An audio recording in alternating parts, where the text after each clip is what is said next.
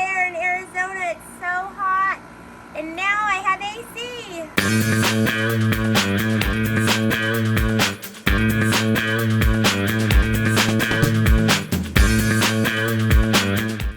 All right, so I'm going to give you an overview.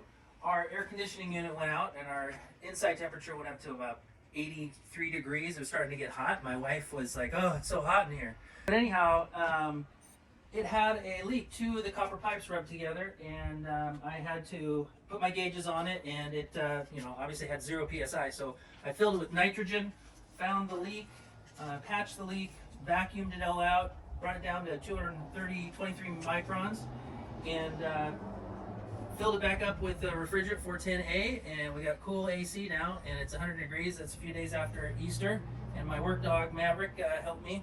So he's a good partner. He's a 100% toy poodle, but we don't like to cut him with the poodle cut because he's a dog. He's a work dog.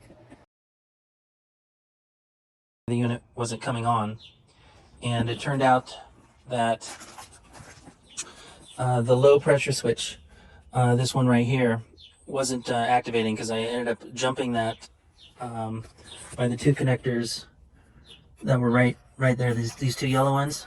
So when I jumped them, the compressor came on, and so that told me that the low pressure was. So then I attached my gauges onto the ports there, and it turned out I had 0 psi on both the high and the low. So no refrigerant 410A in the system. So then I got my Cal Blue leak detector, and I also got an ultrasonic, but I didn't connect that up. I've connected the nitrogen tank to the ports through my gauges, and it turned out that I had a leak.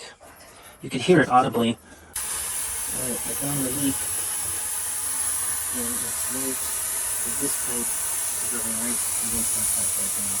Right there.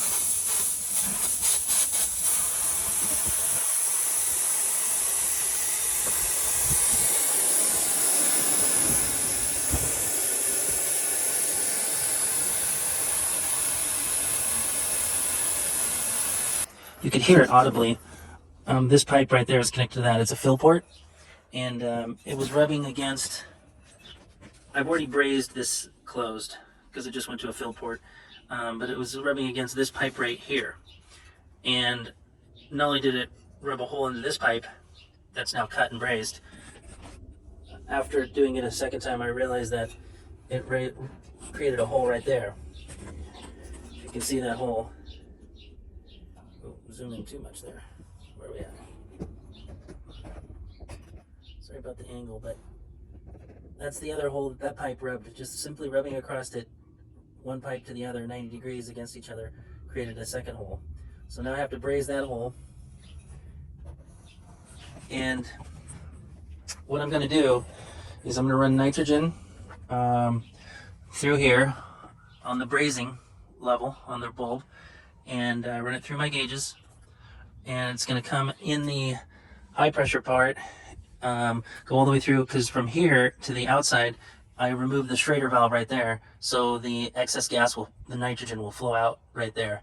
So it'll come in here, I'll braze it, and the nitrogen will climb out there, and so it'll keep the inside clean on the pipes. So that's the next step, is to seal that hole in the copper pipe.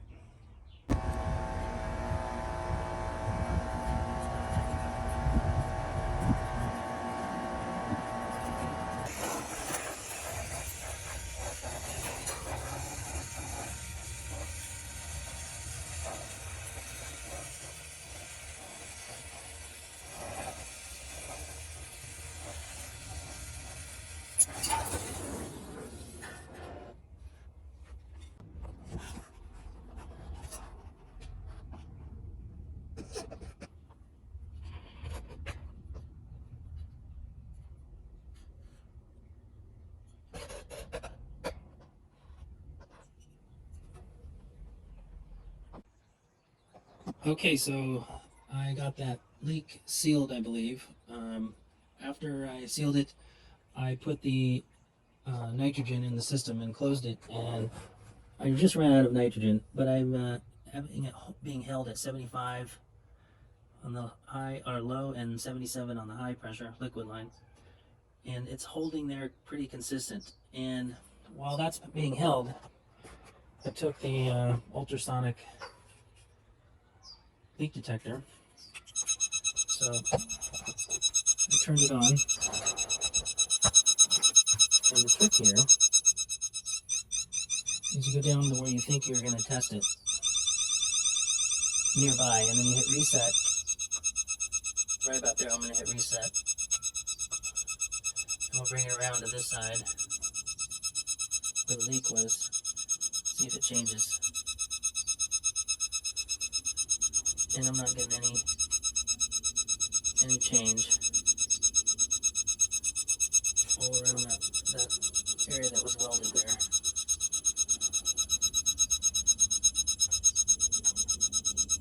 So having it being held at 75 psi and the ultrasonic not sensing anything, because this is really sensitive. Turn that off.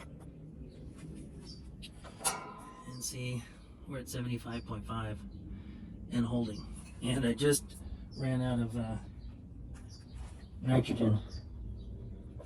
And I turned everything off. I turned the refrigerant line off, which is the nitrogen right now. And I only have the high and pressure lines on, and both are holding pressure and not leaking out. Now, if this was going down right there, it's actually went up one, but if it was going down, then I would know I had a leak. I usually like to fill it up to about 100 psi to test it, but like I said, I ran out of nitrogen, so I'm pretty confident that that fixed the leak from the pipe rubbing there, and then of course sealing that service valve off that I don't need. So the next thing I'm going to do is hook the vacuum line and see if I can vacuum it out to about 400 or 500 microns and have it hold there for a few hours.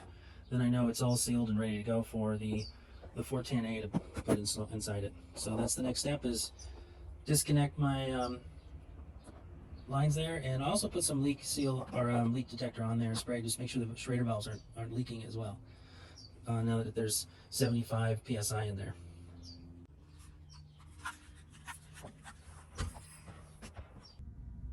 Okay, what I have here is my valve stem removal tool, which I'm going to use in vacuuming out all of the contaminants in my line. Here I've got the low pressure side connected, and I've already connected this up. I've removed the Schrader valve inside the tool, and then I pulled the Schrader valve out this way. So it's just a straight opening. This is closed right now, but that's a straight opening once I open that to suck the low pressure side. And I'm going to do the same thing on the liquid line, for the high pressure side. I'm going to remove this Schrader valve inside this tool when I connect the second one up, pull that out. And then here's the tool, and I'm going to see the Schrader valve right there. So I'm going to remove that.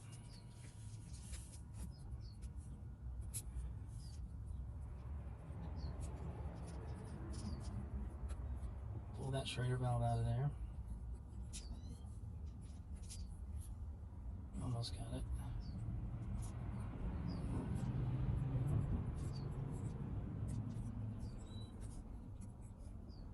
So I'm going to remove that, and then I'm going to connect the high pressure line to it.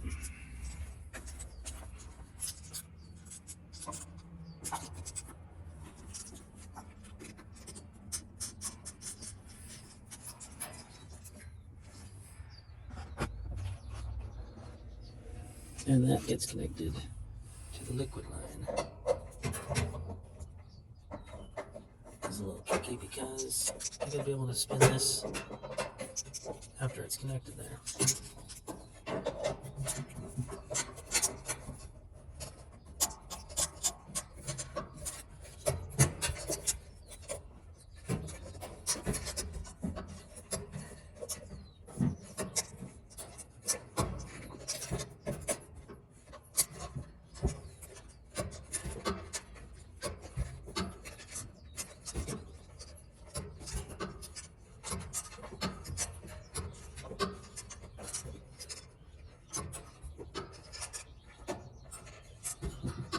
Nice and snug.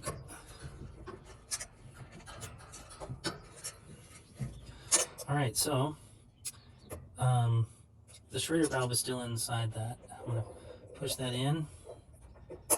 There, it's connected. I'm going to untwist the Schrader valve inside there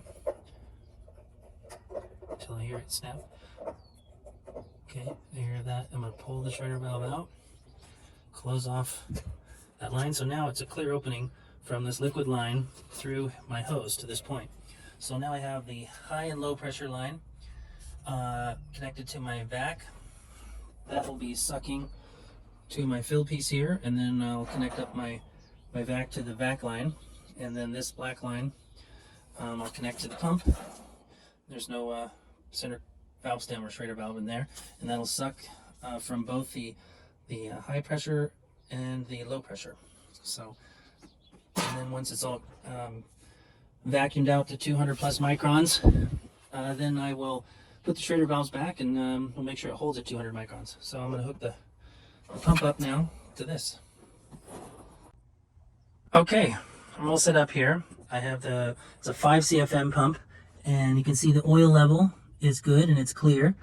And so you change that oil as it gets dirty if you use it several times, especially for a burnt system. But this vacuum pump's been used one other time, so I know it's clean oil. And okay, so this you turn the pump on. It's going to be sucking from this black line, and that black line comes up to here. I'm going to open this up, which will then distribute the suction to the high pressure, low pressure, and then the high pressure. And of course, these will be opened up as well. And then it'll give me a micron reading. And then I also need to open up these two valves with the blue handles there. So once those are opened up, then I'm sucking everything out of the system, and I want to get it to about 200 microns. So that's the goal, at least. So what I'm going to do is turn this on, open the vacuum line here. These two are already opened. Then I just got to open the two valves over there, and we'll be sucking all the stuff out of the line. All right, so I'm going to turn this on. There it goes. I'm going to open this up now, and that should start creating a suction. This is already open. That's already open. Now I'm going to open these up. Open that up. Alright, so now I'm pulling a vacuum, and it's reading 1,728 microns, and I have an alarm set for 500 microns. And when I first started connecting this up, this vacuum line was a little loose there, so it was giving an OL reading, so offline. So once I tightened that up, I started the pump started sucking, creating the vacuum. So the microns started about 9,000, and now it's down to about 1,700 after about 10 minutes. So once it gets to 500, the alarm will go off and go beep, beep, beep, beep. Then I'll know to watch it, and then I'm going to bring it down to 200. Disconnect the pump, at least turn this off right here at the vacuum, and watch it. See if it, hopefully there's no leaks at the hose connections, but I got those pretty snug. If I want it to hold 200 microns for 10-20 minutes, if it doesn't go down at all in that time, or increase from 200 to 500 microns, then I know I don't have a leak, it's sealed up. Then it's ready to put the 410A in, and I'll do a subcooling test on that, and I'll show you how to do that in the next video. But right now, we're at 1,640, 1,635 microns, so it's working good. And incidentally, I installed both of these units, one about a year before the other. They're both identical, so it's nice to have two identical units. I can, if something goes out wrong with one, I can test it on the other, and vice versa. Here you can see the microns going down, 1,500 microns. My alarm's set at 500. 2 more minutes and we'll be down to 500.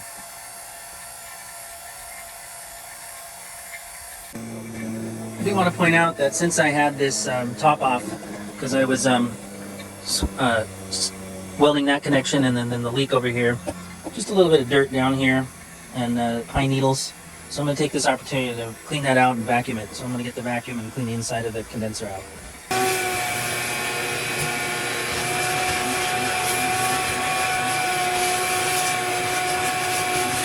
You can also spray this with coil cleaner, but I can see light through here really well. They're really pretty clean. So in this little corner right here, maybe I'll take the shop vac to.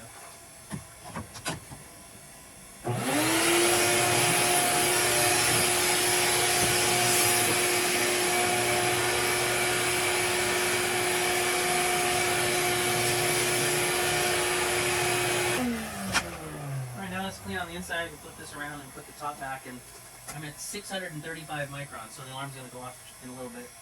But it slows down as it gets closer to the lower level. So, watching it at 635.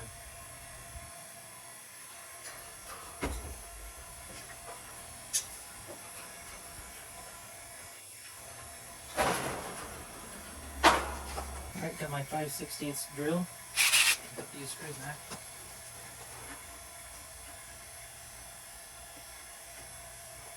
Here in Arizona today, it's supposed to reach 99 degrees on Easter. So we'll see if we break 100. When I put a sunshade over it, it makes it a little bit more manageable to work in 99-degree weather.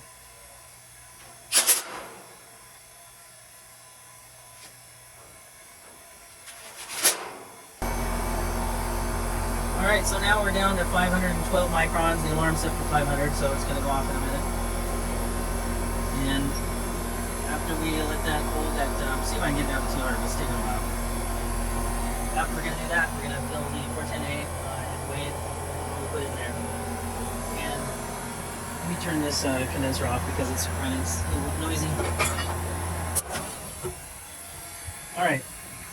So we're going to do a subcooling test on this measurement to determine the right amount of refrigerant. And here it says, let's see if I can focus on this.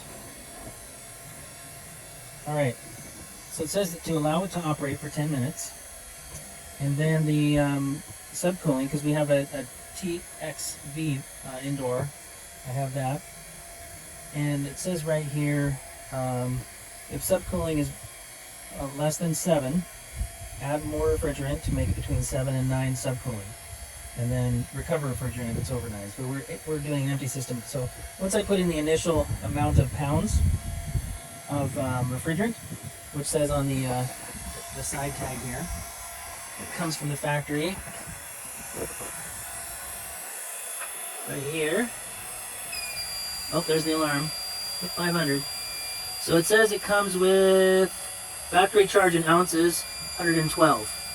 So 112 ounces I'm going to put in, and then we'll see our subcooling temperature. We'll come to the alarm here. Alright, there's the alarm. We're at 497. Turn the alarm off, and we'll just keep letting that go down. Alright, so 112 ounces we're going to put in, and then we'll do a subcooling test. And make sure it's between 7 and 9 degree of subcooling right there. It says 7 to 9, and that's because we have a TXV valve inside that that varies the liquid and gas inside to the condenser. So how the subcooling works is we're going to attach this to the high pressure line, which is the skinny line right there. Right about there we'll attach it, and then the pressure determines the level of temperature at the bottom part of the condenser. And then that difference will show up right here in the middle of our screen. And we want that between 7 and 9 today. So hopefully that'll work out real well. Continue to see this go down slowly. So that's the next step once we're sure we can hold the vacuum. Alright, I finished vacuuming out the system and it got down to 230 microns and held there for a while. So now I'm going to add 112 ounces of 410A to the system. And I know 112 ounces because it's on the plate on the side right there. It's 112 ounces. So I'm going to add, I got my 410A on the scale and I reset it tar to 0. So I'm going to add 112 ounces, and then we'll get the, once it has a charge in the system, I can fire up the condenser and let it run, because right now it won't run because of the low pressure. There's no pressure in it. So right now, I got it at 0, and I have it going, the tank's connected right here, the yellow line, which is the refrigerant line. This is closed. I'm going to turn that on, and then the gas will flow to this, which is open. And I have a vaporizer, so I can put in liquid. It'll be a gas, and then it'll go in the low pressure line right there, which is open, and the Schrader valve has been removed right here.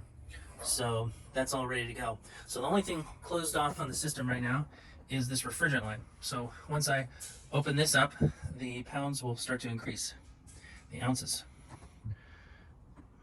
So I'm going to do that.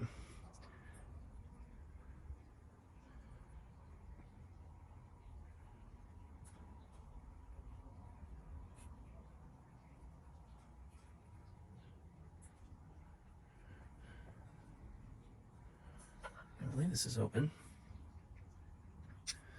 So why is it not going in? That's open. That's open. Oh, I have this closed. So once again, I'm going to shut that off and open this line right there. All right, so the other thing I'm going to do, this was previously a vacuum to this point right here. So I'm just going to let a little bit of refrigerant out right there. I got to set the camera down to do that. So I'm going to open that, just let a little spurt out, just to get rid of any oxygen in the line, but I know it's a vacuum up to this point.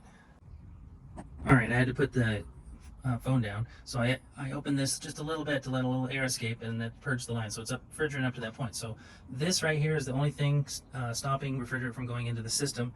And I'm going to reset this to 0, and then we'll start getting some refrigerant in the system.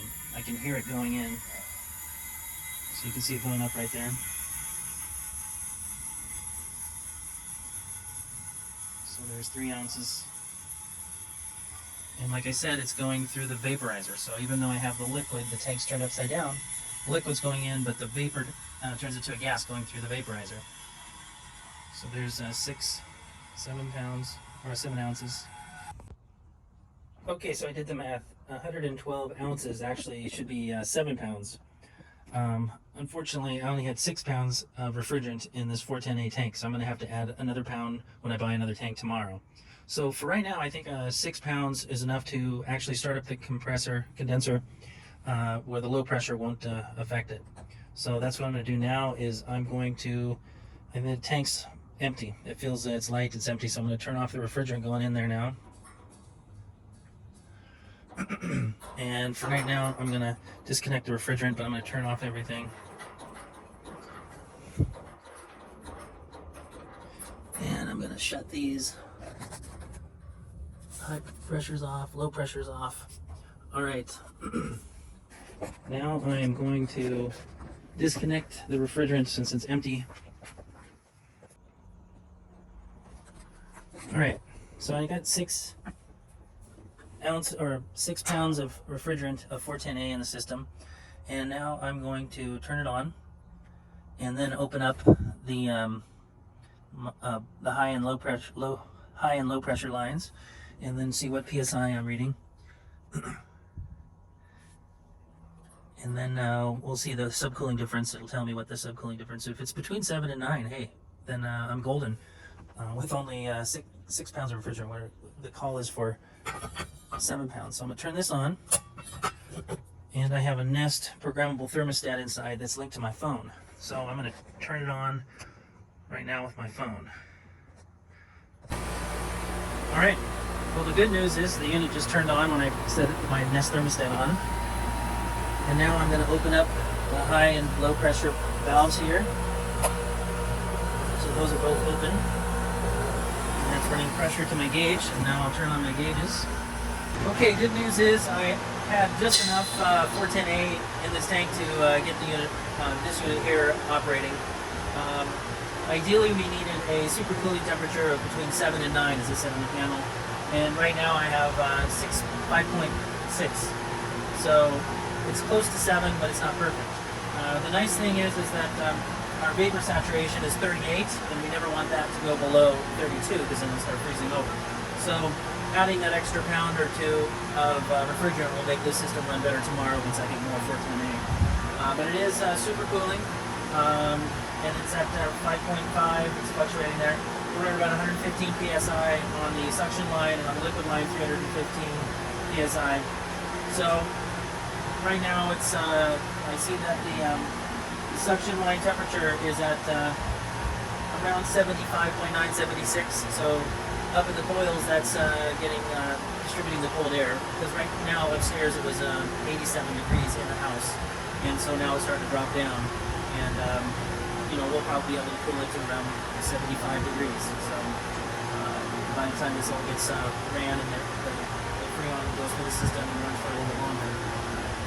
So the good news is, super cooling at 5, we need 7, so a couple more pounds and it'll be operating, but we got it working, needless to say. The nice thing about these field piece instruments is it tells you the super cooling right there, so you don't have to worry about the math and subtract that from that. But that's it. So these valves are closed. Now it's just the gauges giving us the information. And I got my gauges hooked up on the suction line and liquid line. I'll show you that.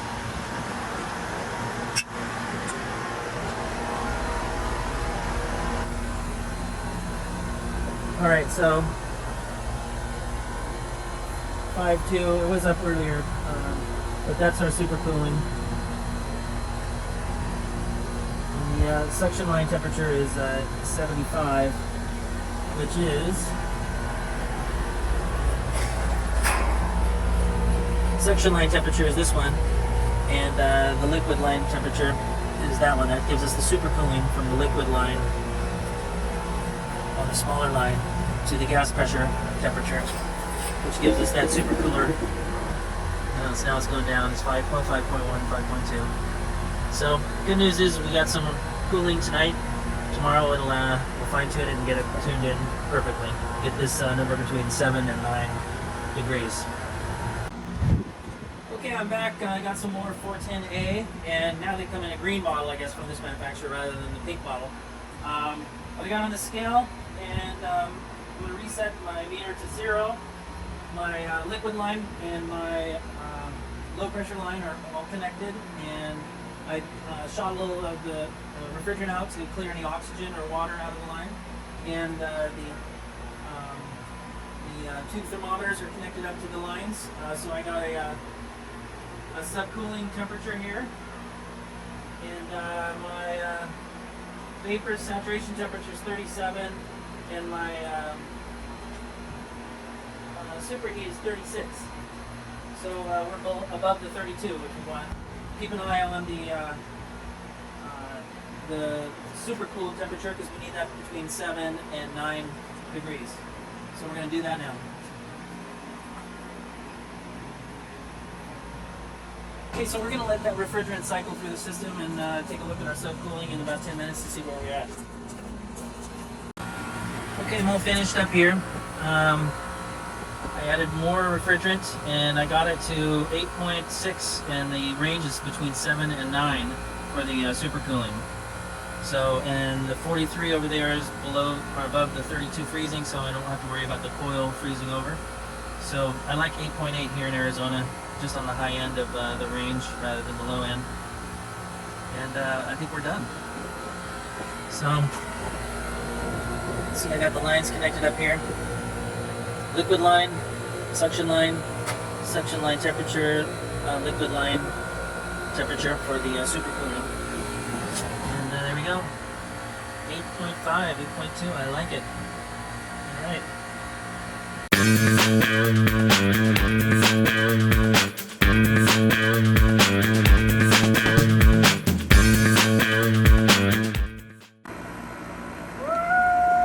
Woo!